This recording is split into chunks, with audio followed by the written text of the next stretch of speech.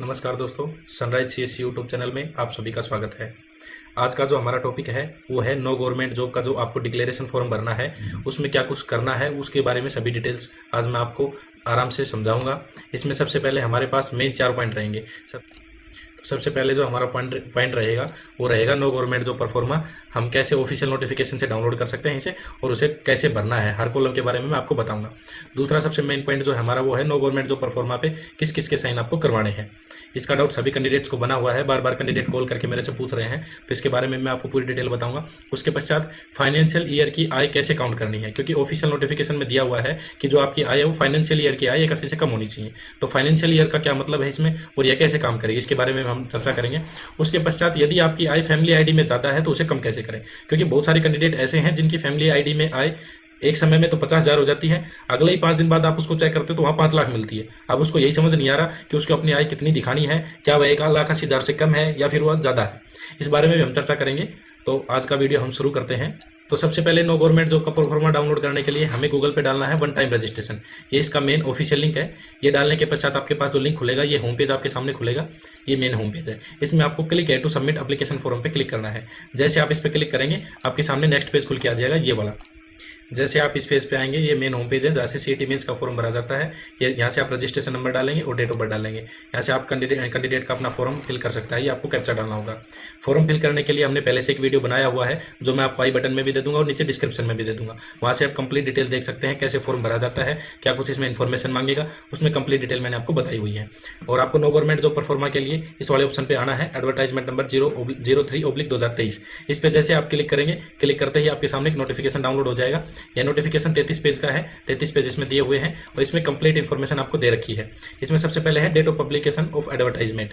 ये जो डेट है ये आपको उस नो गवर्नमेंट जॉब परफॉर्मा में डालनी है। जैसे आप इस एप्लीकेशन फॉर्म के पीडीएफ को खोलेंगे, ये ऑफिशियल नोटिफिकेशन में, इसमें आपको पेज नंबर 33 पे जाना है। 33 यानी कि सॉरी, पेज नंबर 28 पे जाना है।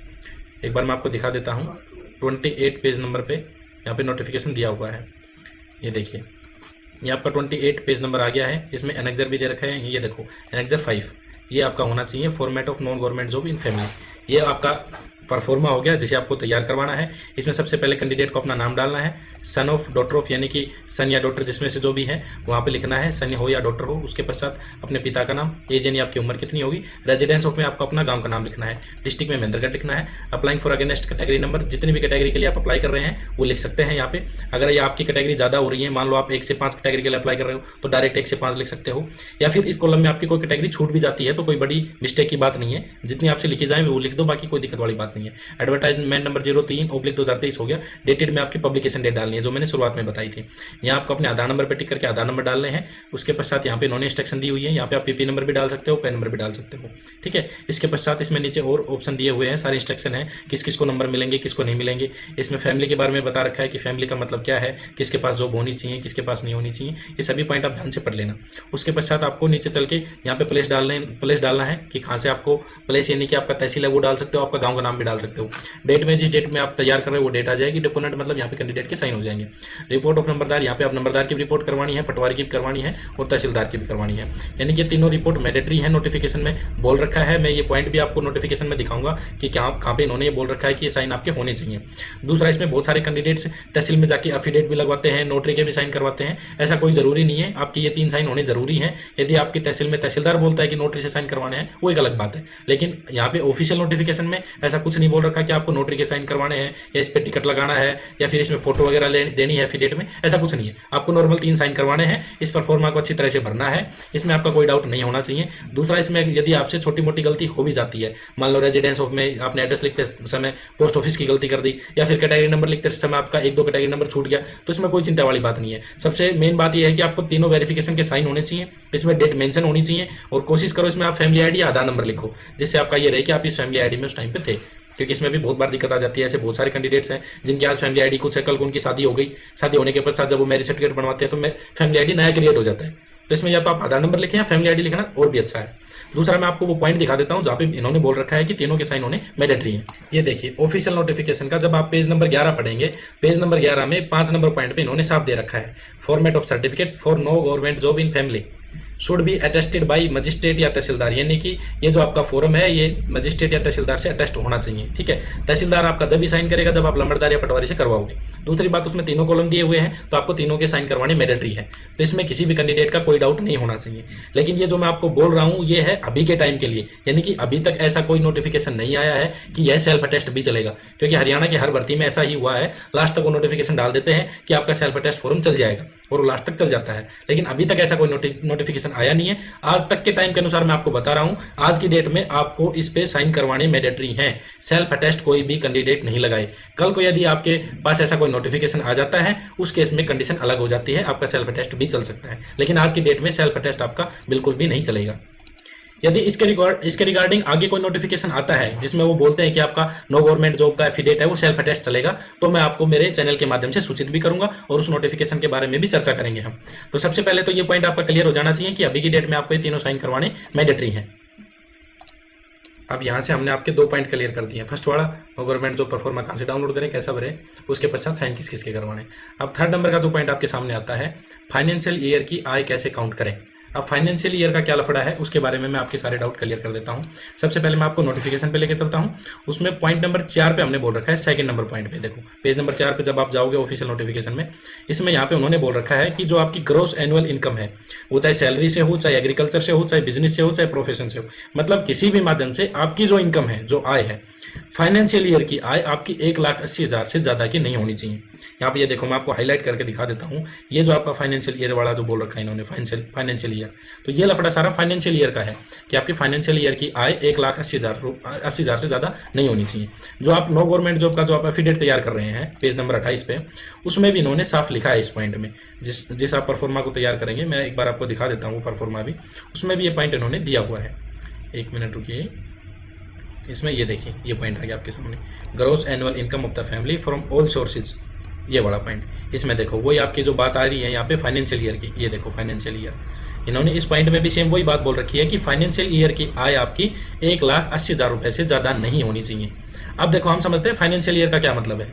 जब भी हम किसी इनकम सर्टिफिकेट के लिए आवेदन करते हैं तो इनकम सर्टिफिकेट में क्या होता है, जैसे मैं आपको एक इनकम सर्टिफिकेट दिखा देता हूं जो मैंने कल की डेट में ही अप्लाई किया था। इनकम सर्टिफिकेट उसी का बनता है जिसकी इनकम वेरीफाई हो रखी है। जिस कैंडिडेट की इनकम वेरीफाई नहीं है उसका समय लगता है 5 से 7 दिन का, वो अपनी इनकम वेरीफाई करवाए। जिसकी हो रखी है उसका तुरंत इनकम सर्टिफिकेट अप्लाई होकर बन के आ जाता है।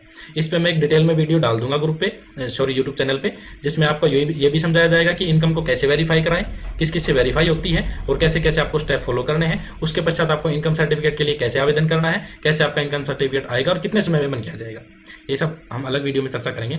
सबसे पहले मैंने इनकम अप्लाई किया था, वो बन के आ गया। यहाँ पे परिवार पहचान पत्र नंबर है, यहाँ पे सर्टिफिकेट नंबर है, ठीक है। यहाँ पे ये देखिए, आय प्रमाण पत्र income certificate government of Haryana वित्तीय वर्ष 2023-24 के लिए मान्य, वैलिड फॉर फाइनेंशियल ईयर 2023-24, यानी कि जो वित्तीय वर्ष, जिस वित्तीय वर्ष का पॉइंट उस नो गवर्नमेंट जॉब के नोटिफिकेशन में दिया हुआ था वो सेम यही है कि आपकी वित्तीय वर्ष की आय कितनी है। तो इस कैंडिडेट की जो इनकम सर्टिफिकेट मैंने बनाई है वो वित्तीय वर्ष की बनती है। किसी भी कैंडिडेट का आप इनकम अप्लाई करते हो वो वित्तीय वर्ष के आधार पे ही इनकम सर्टिफिकेट अप्लाई होती है, ठीक है। तो यहाँ पे इस कैंडिडेट की इनकम जो है वो है 1,00,000 रुपए। ये देखिए यहाँ पे ये 1,00,000 रुपए इस कैंडिडेट की इनकम है, ठीक है। अब एक डाउट और बहुत सारे कैंडिडेट्स का रह गया यहाँ पे वित्तीय वर्ष के बारे में। तो वित्तीय वर्ष का मतलब ये है कि 1 अप्रैल 2023 के बाद वित्तीय वर्ष शुरू हुआ है 2023-24 का, ठीक है।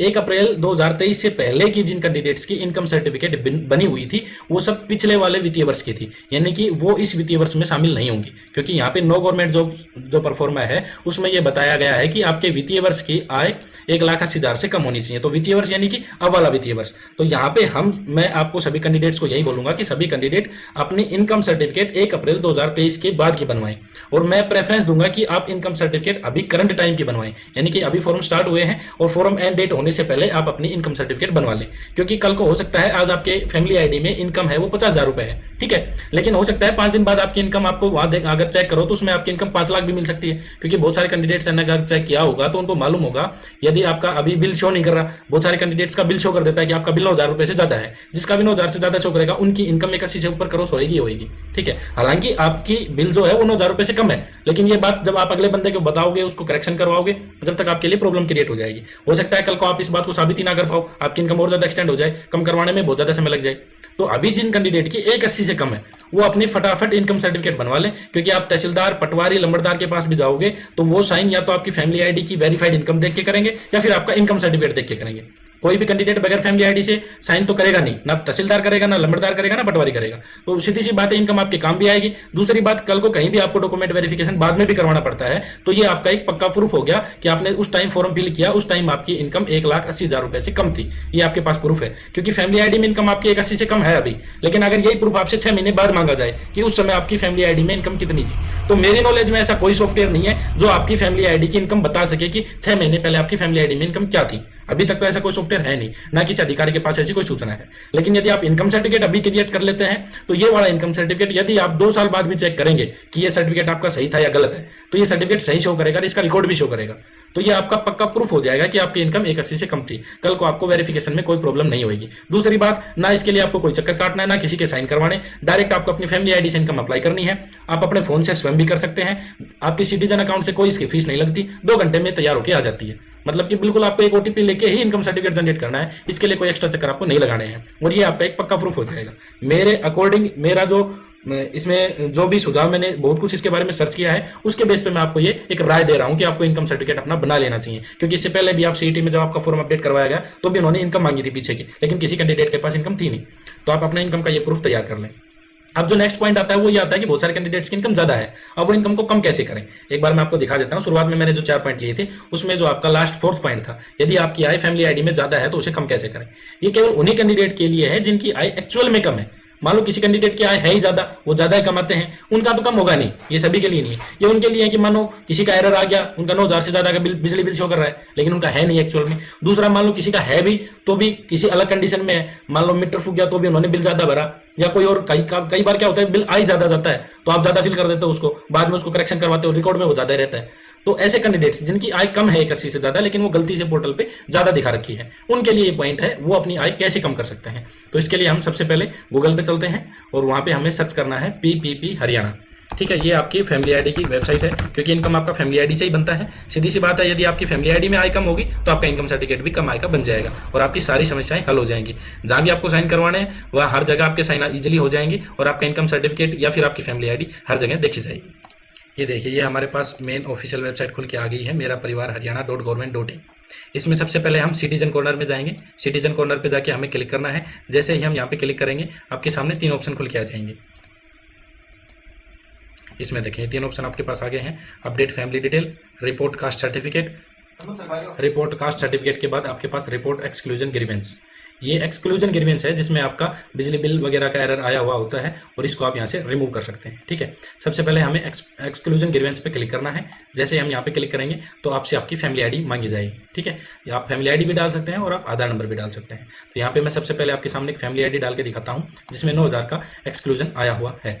यहाँ पे मैंने इस कैंडिडेट के फैमिली आईडी नंबर डाल दिए हैं, ये फैमिली आईडी नंबर हो गया और फैमिली आईडी नंबर डाल के आपको यहाँ से सर्च करना है। जैसे आप सर्च करेंगे, सर्च करते ही ये आपके सामने ऊपर शो करेगा किस मोबाइल नंबर पे आपका ओटीपी जा रहा है, लास्ट के 4 डिजिट आपको शो करेगा और यहाँ से आपको सेंड ओटीपी पे क्लिक करना है। जैसे आप सेंड ओटीपी पे क्लिक करेंगे कैंडिडेट के मोबाइल नंबर पे ओटीपी जाएगा, यहाँ से आपको ओटीपी एंटर करना है और वेरीफाई ओटीपी करना है। वेरीफाई ओटीपी करते ही सारे स्टेप आपके सामने खुल के आ जाए। यहाँ पे देखिए ओटीपी डालते ही मेन पेज हमारे सामने खुल के आ गया है जिसमें इस कैंडिडेट की जो इनकम है वो वेरीफाई हो रखी है 2.5 लाख से 5 लाख। ठीक है, इसमें राशन कार्ड इनका बीपीएल था, अभी ये नॉट एलिजिबल शो कर रहा है, यानी इनका बीपीएल राशन कार्ड कट गया होगा या कट जाएगा।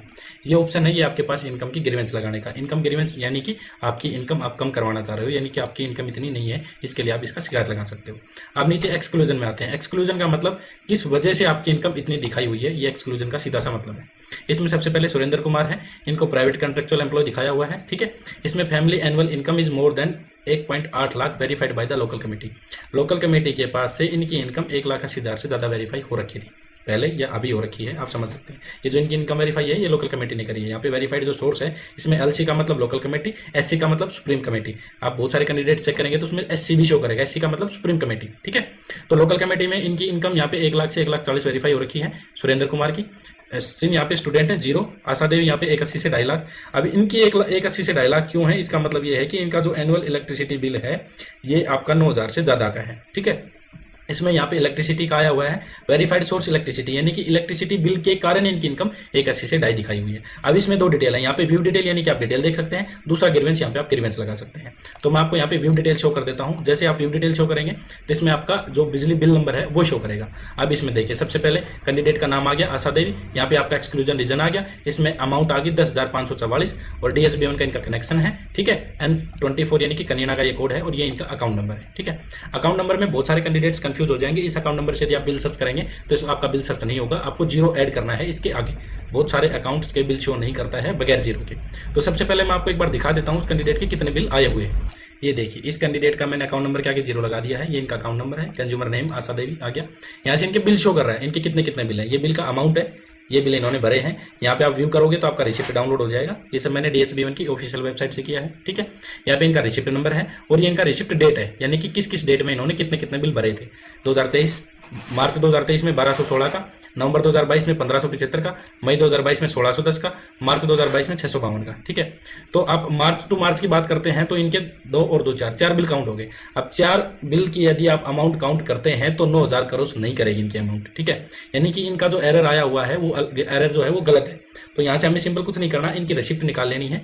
इनके जो 4 ये बिल भरे हुए हैं इनकी चारों की हम यहाँ से रसीद निकाल लेंगे और हम वापिस से अपने पीछे वाले स्टेप पे ही आ जाएंगे। रसीद अब आपके पास हो गई, आपको सिंपल ग्रीवेंस पे जाना है। ग्रीवेंस पे जाने के पश्चात ये आपके सामने सबसे पहले बिल नंबर शो करेगा, क्या आप इस बिल नंबर से सहमत हैं, ठीक है। डू यू एग्री दिस, ये बिल नंबर आपका है, आपको सिंपल यस करना है, जी हाँ ये बिल नंबर हमारा है। अब ये यहाँ पे अमाउंट शो कर रहे हैं, इनके रिकॉर्ड के अनुसार आपकी अमाउंट 10,544 है, क्या आप इससे सहमत हैं, नहीं हम इससे सहमत नहीं है। तो यहाँ पे आपको सिंपल नो कर देना है। नो करते ही आपके सामने ये पूछेगा कि आपका UHB1 है या DSB1 है, तो कनेक्शन DSB1 का है। उसके पश्चात यहाँ देखिए सबसे पहले please upload previous 12 months electricity bill.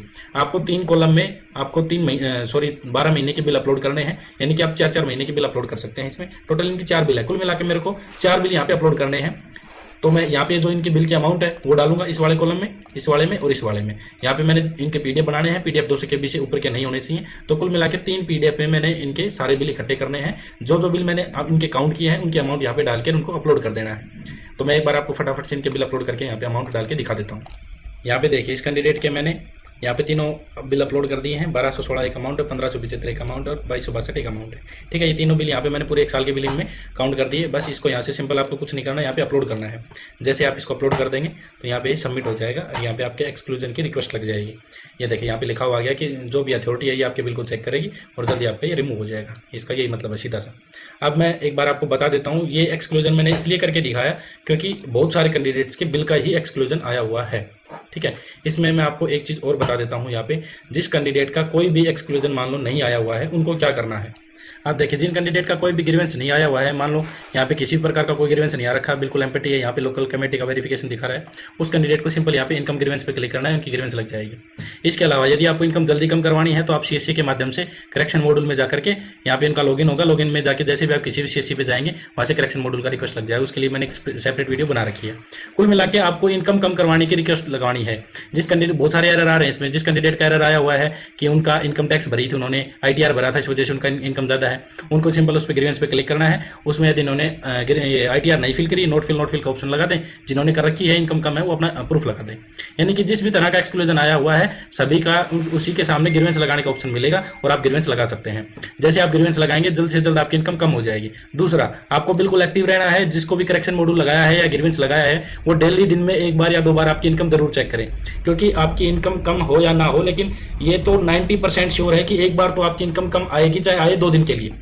मैं बहुत लंबे समय से इस पे काम कर रहा हूँ, बहुत सारे लोगों के मैंने ग्रीवेंस लगाए हैं और ये मैं अपने एक्सपीरियंस के अनुसार आपको बता रहा हूँ। चाहे आपकी इनकम कम आए 5 दिन के लिए, यदि आप इनकम करेक्शन या ग्रीवेंस का अप्लाई करते हैं तो इनकम आपकी कम आएगी। इनकम कम आते ही आप उस मौके को नहीं चूकना है, आपको तुरंत इनकम सर्टिफिकेट अप्लाई करना है। जैसे यहाँ पे इनकम कम शो कर देती है, आपको तुरंत इनकम सर्टिफिकेट अप्लाई करना है और आपका इनकम सर्टिफिकेट निकाल लेना है। उस इनकम सर्टिफिकेट के ब्याह पे आप अपने सारे काम करवा सकते हैं, चाहे भले ही आपका इनकम सर्टिफिकेट बनने के बाद आपकी इनकम 5 लाख से अबव हो जाए, उसका कोई मतलब नहीं है। आपका नो गवर्नमेंट जॉब का परफॉर्मा तैयार हो जाएगा, 1,80,000 से कम आपकी इनकम का आपके पास प्रूफ तैयार हो जाएगा, जो हर जगह हर टाइम आपका चलेगा।